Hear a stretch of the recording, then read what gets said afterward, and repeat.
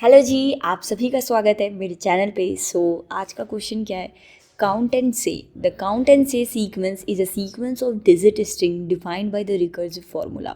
ठीक है, तो बेसिकली ये क्वेश्चन क्या रहा है? Run length encoding is a string compression method that work by replacing consecutive identical character. So basically ये क्वेश्चन है क्या? तो जैसे अगर n की वैल्यू 1 हुई तो हमें स्ट्रिंग के फॉर्म में उसे 1 को रिटर्न करना है। अगर n की वैल्यू 2 होगी तो हम क्या करेंगे? हम n इक्वल्स टू 1 पे क्या था? 1 था। 2 पे हम क्या करेंगे? इस 1 को काउंट करेंगे। ये 1 कितनी बार आया? एक बार आया। ठीक है, तो वहाँ पे 1 अपेंड किया जाएगा। बेसिकली फर्स्ट जो होगा वो रिप्रेजेंट कर रहा होगा काउंट को, और दूसरा रिप्रेजेंट कर रहा होगा कि किसका काउंट है। तो ये बता रहा है कि 1 जो है वो सिर्फ एक बार आया है। ठीक है, तो वैसे ही अगर n इक्वल्स टू 3 हुआ तो हम 2 पे चेक करेंगे। 2 पे हमारा नंबर क्या है? 1 और 1 है।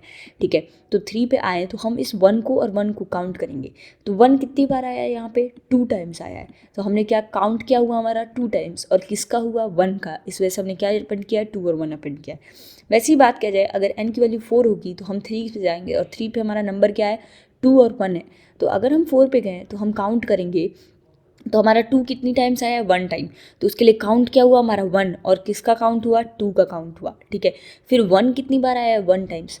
तो 1 क्या हुआ? काउंट। और किसका आया है? तो 1 का आया है। ठीक है, अब वैसे ही अगर हम 5 पे जाएंगे तो हम n इक्वल्स टू 4 को चेक कर रहे होंगे, और यहाँ पे देखेंगे 1 कितनी बार आया है? 1 बार। 2 कितनी बार आया है? 1 बार। 1 कितनी बार आया है? 2 बार।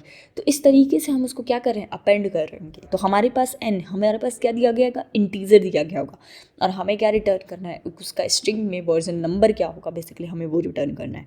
और हमारा स्टार्टिंग पॉइंट क्या है कि अगर n की वैल्यू 1 होगी तो स्ट्रिंग 1 रिटर्न कर रहा होगा। उसकी मदद से हमें सभी को क्या करना है? बनाना है। ठीक है, तो हम इस क्वेश्चन को कैसे कर रहे होंगे हम उसे समझते हैं। ठीक है, तो सबसे पहले हमारे पास क्या दिया गया होगा? हमारे पास n दिया होगा। तो अगर हमारे n की वैल्यू जो होगी 1 होगी तो हम क्या करेंगे? रिटर्न कर देंगे 1 को। एज अ स्ट्रिंग के फॉर्म में हम 1 को रिटर्न कर देंगे। ठीक है, नहीं तो n की वैल्यू मान लो हमारे पास 4 दी गई थी, तो हम 4 से कहेंगे कि तुम हमारे पास 3 का सॉल्यूशन लेके आओ। ठीक है, 3 का सॉल्यूशन लेके आओ, यानी n इक्वल्स टू 4 आया तो हमने n-1 को कॉल कर दिया। रिकर्सिव वे में हम यहाँ पे क्वेश्चन को सॉल्व कर रहे होंगे। तो हमारे पास क्या दिया गया था? हमारे पास क्वेश्चन में एक फंक्शन दिया गया था जहाँ पे हमारे पास इंटीजर आ रहा था, और हम रिटर्न क्या कर रहे थे? स्ट्रिंग रिटर्न कर रहे थे। तो वैसे ही जैसे ही हमारे पास n की वैल्यू 4 आई तो हमें स्ट्रिंग के फॉर्म में आंसर रिटर्न करना था। हमने उसी फंक्शन को कॉल कर दिया n-1 कि तुम मेरे को वो स्ट्रिंग ला के दो। ठीक है, फिर 3 क्या करेगा? 2 से पूछेगा कि तुम मेरे को वो स्ट्रिंग ला के दो। ठीक है, फिर वो क्या करेगा? 1 से पूछेगा कि वो तुम मेरे को स्ट्रिंग ला के दो।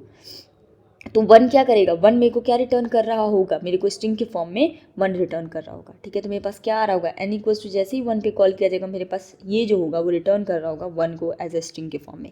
हम 2 पे आए, 2 ने क्या किया? 1 के लिए निकाल लिया कि ये हुआ। अब इसके लिए हमें क्वेश्चन को क्या करना पड़ेगा? सॉल्व करना पड़ेगा।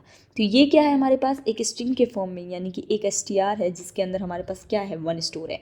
हम क्या करेंगे? इस पर लूप चला देंगे और काउंट कर लेंगे कि ये 1 कितनी बार आ रहा होगा। ठीक है, हम यहाँ से लूप चलाएंगे और काउंट करेंगे, तो हमारे काउंट में स्टोर होगा 1, और किसका आ रहा होगा? तो वो कैरेक्टर क्या होगा? हमारे पास 1 होगा। ठीक है, तो इसकी मदद से हम क्या करेंगे? अपने स्ट्रिंग को, नए स्ट्रिंग को क्रिएट कर देंगे, यानी काउंट 1 है और कैरेक्टर क्या है? 1। हमारा नया स्ट्रिंग क्रिएट हो गया। यानी ये किसके लिए था? जब n की वैल्यू 2 थी। अब ये n इक्वल्स टू 2 जो होगा वो 3 को रिटर्न कर रहा होगा, अपना स्ट्रिंग जो कि क्या होगा? 1 और 1 होगा। ठीक है, अब ये 1 और 1 आया मेरे पास। अब 3 के लिए मेरे को बनाना है। ठीक है, तो मैं क्या करूँगी? ये 1 और ये 1 है, मैं लूप चला दूँगी। लूप चलाएंगे तो हमारे पास काउंट की वैल्यू क्या आ जाएगी? 2 आ जाएगी। और किसकी आ रही होगी? किस कैरेक्टर की आ रही है? तो 1 की आ रही है। तो यहाँ पे नई स्ट्रिंग क्या बनेगी? 2 और 1 बनेगी। इस 2 और 1 को वो क्या करेगा? 4 को पास करेगा। ठीक है, क्योंकि हमें तो 4 के लिए आंसर चाहिए था। तो जैसे ही 4 के लिए आंसर चाहिए था, अब ये 4 क्या करेगा? मेरे पास 2 और 1 आया, इसके लिए लूप चलाया जाएगा। 2 को काउंट किया जाएगा, तो कितनी बार आया? 1 बार आया। और कौन सा कैरेक्टर है? 2 है। ठीक है, फिर 1 को काउंट किया जाएगा, कितनी बार आया? 1 बार। और कौन सा कैरेक्टर है? 1 है। तो यहाँ पे नई स्ट्रिंग क्या होगी? ये बनेगी। अगर हमें क्वेश्चन में 5 पूछा रहता तो हमने 4 को कॉल किया था। ठीक है, तो हमें हमारे पास ये स्ट्रिंग आ रही है। अब हमें 5 के लिए क्या करना है? क्रिएट करना है। ठीक है, तो हम यहाँ पे आएंगे और ये कहेगा 1 कितनी बार आया है? एक बार। और कौन सा कैरेक्टर है? 1। 2 कितनी बार आया है? 1 बार। और कौन सा कैरेक्टर है? 2। 1 कितनी बार आया है यहाँ पे, तो 2 टाइम्स आया है, और कौन सा कैरेक्टर है 1, तो हमारे पास नई स्ट्रिंग ये बनती। वैसे ही अगर हमारे पास 6 के लिए कॉल किया गया रहता तो हम ऐसे ही बना रहे होते, ठीक है। तो यहाँ पे हम रिकर्सिव वे का यूज़ कर रहे होंगे इस क्वेश्चन को सॉल्व करने के लिए। तो एक बार हम इसे कोड करते हैं तो और ज़्यादा हमारे कॉन्सेप्ट्स क्लियर हो रहे होंगे, ठीक है। फिर समझते हैं हम, ठीक है। तो हम सबसे पहले चेक करेंगे इफ़ अगर हमारे n की वैल्यू जो होगी वो 1 होगी तो हम रिटर्न कर देंगे स्ट्रिंग के फॉर्म में 1 को रिटर्न कर देंगे, ठीक है। बट अगर n की वैल्यू हमारी 3, 4 या कुछ भी होगी तो सबसे पहले तो हम क्या करेंगे, रिकर्सिव फंक्शन को कॉल करेंगे और अपने रिजल्ट को मान लो हम स्टोर करा देते हैं काउंट एंड से के फंक्शन को कॉल कर दिया जाएगा n-1। अगर हमारे पास 4 होगा तो हमने किसके लिए कॉल किया, 3 के लिए कॉल किया, और हमारे पास रिजल्ट में क्या आ रहा होगा, 2 और 1 आ रहा होगा, हम ऐसा एज्यूम करेंगे, ठीक है। फिर उसके बाद इंट काउंट लेते हैं जिसमें हम 1 से स्टार्ट करते हैं और हम अपना करंट कैरेक्टर ले लेते हैं, ठीक है।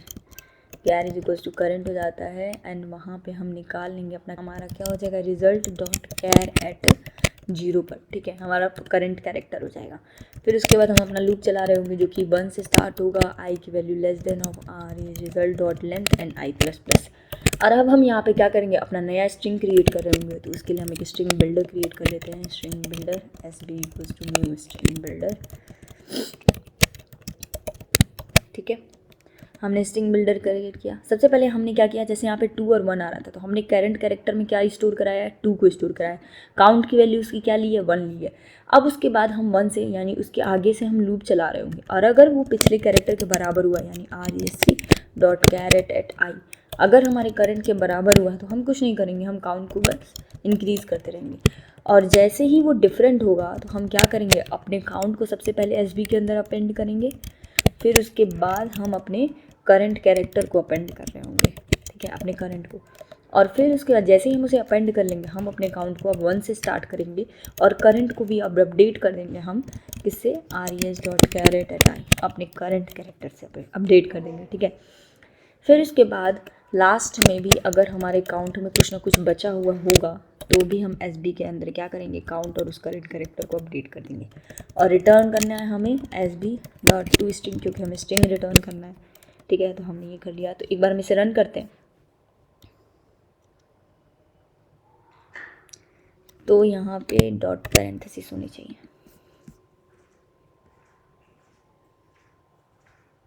तो हमारा कस्टम इनपुट तो एक्सेप्ट हो गया। एक बार हम इसे सबमिट भी कर देते हैं तो हमारा कोड बिल्कुल सही चल रहा है, ठीक है। तो ये था तरीका कैसे आप पता कर सकते हो। बेसिकली एक क्वेश्चन है जिसमें हमें क्या करना है, n इक्वल्स टू किसी वैल्यू पे हमें स्ट्रिंग पता करना था और हमें बेस केस दे रखा है कि n की वैल्यू जब 1 होगी तो हमें स्ट्रिंग 1 रिटर्न करना है। हर एक कैरेक्टर को काउंट करना है कि वो बेसिकली कितनी बार ऑकर हुआ है और हमें सबसे पहले काउंट अपेंड करना है फिर वो कैरेक्टर अपेंड करना है, ठीक है। तो इसको ड्राई रन करना और सारे example n equals to 7, n equals to 10 के लिए, ठीक है। तो एक बार इसे ड्राई रन ज़रूर करना तो और ज़्यादा आपके कॉन्सेप्ट्स क्लियर हो रहे होंगे, ठीक है। तो ये एक बेसिकली रिकर्सिव अप्रोच है जिसका यहाँ पे यूज़ किया गया है क्योंकि हम उसी फंक्शन को फिर से ही कॉल कर रहे हैं, ठीक है। तो क्योंकि हम यहाँ पे अपने फंक्शन के अंदर ही हम फंक्शन को कॉल कर रहे हैं, ठीक है। तो ये एक रिकर्सिव फंक्शन हो गया, ठीक है। तो अगर आपको कोई डाउट हो then please put it in a comment section, और अगर आपको वीडियो पसंद आई हो then please hit the subscribe button, share with your friend and do not forget to like this video. See you in the next video. Keep coding, keep learning, be consistent. Thank you and bye bye.